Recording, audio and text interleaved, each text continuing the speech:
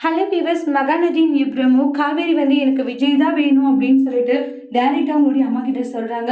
அதை கேட்ட அம்மா, இங்கே பாரு, நான் சொல்கிறத கொஞ்சம் கேளு அம்மா. யாரும் சொல்கிறது எனக்கு கேட்குறதே இல்லை. ஏன்னா இவ்வளோ நாள் என்னுடைய வாழ்க்கையை அழிச்சிட்டேன். நான் இவ்வளோ நாள் அவரை விட்டு பிரிஞ்சிருந்தனால தான் இப்படி ஏகப்பட்ட பிரச்சனை நடந்துட்டு இருந்துச்சு. இனிமேலும் நான் அவரை விட்டு பிரிஞ்சு நடந்தேன், அது தேவையில்லாத விஷயம் தான் நடக்கும்.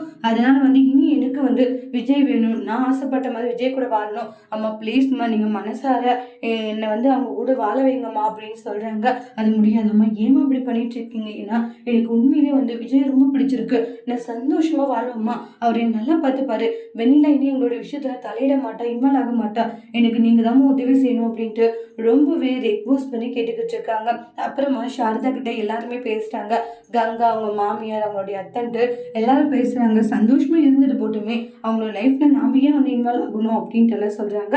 காவேரியை நீ சந்தோஷமா வாழ விடியேன்னா விஜய் தம்பி கண்டிப்பா காவேரி மேல உயிரை வச்சிருக்காங்க, நல்லா பார்த்துப்பாங்க. அதனால தேவையில்லாத அவங்க 2 பேரும் பிரிச்சுடாது சாரதா, அது நீ பண்ற ரொம்ப பெரிய பாவமா இருக்கும் அப்படின்ட்டு எல்லாம் சில விஷயங்களை சொல்லிட்டு இருக்காங்க. அடுத்து வரக்கூடிய பிரமுல சாரதா என்ன முடிவு எடுக்க போறாங்க? விஜய் காவேரியை ஒன்று சேர்த்த போறாங்களா இல்லை பிரிக்க போறாங்களா மீண்டும் அப்படின்ட்டு நெக்ஸ்ட் வீடியோல வெயிட் பண்ணி பார்க்கலாம். இந்த வீடியோ பிடிச்சிருந்தா லைக் பண்ணுங்க, கமெண்ட் பண்ணுங்க, ஷேர் பண்ணுங்க. மறக்காது நம்ம சேனலை சப்ஸ்கிரைபர் பண்ணிக்கோங்க. தேங்க்யூ.